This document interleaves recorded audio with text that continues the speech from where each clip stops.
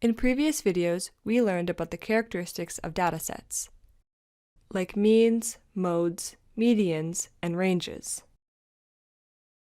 Another important characteristic of data is the standard deviation. Standard deviation is a measure of how spread out the numbers are in a dataset. But for this to make more sense, let's have a look at an example. Two teams competed in a 200-meter sprint over the weekend. Both teams had 6 runners each in the race, and their times were recorded below. After the race, they argue over which team ran a better race. How can we decide this? Well, let's take a look at the stats. Now, the green team suggests to simply find the mean, or the average, of each team's time to see who ran the better race.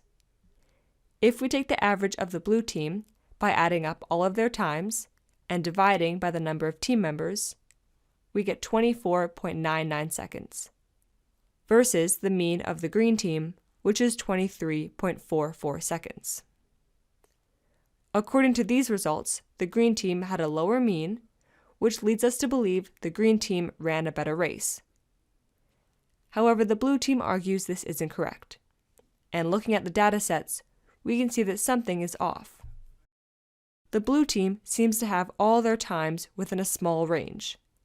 Their fastest time was 22.1 seconds, and their slowest time was 26.44 seconds.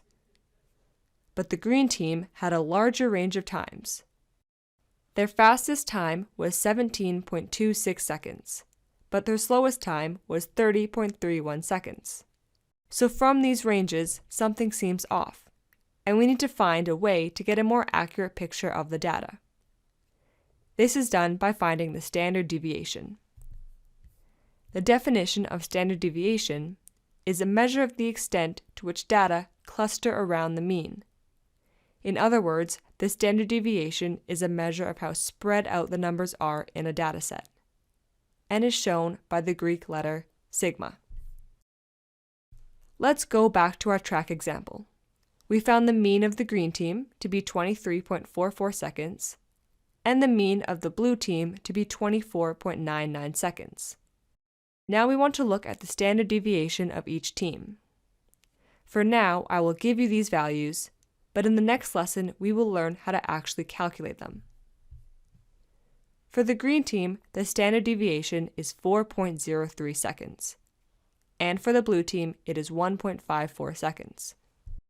Now the green team has a high standard deviation, meaning the data is very spread out, but the blue team has a low standard deviation, meaning its values are closer to or clustered around the mean. To visualize this, let's look at this on a number line. In red, we have the mean for both teams. For the green team, the data is very spread out along the number line, meaning some team members had a very fast time, while other team members were very slow. Thus, some team members did have a much better race than the blue team, and some didn't.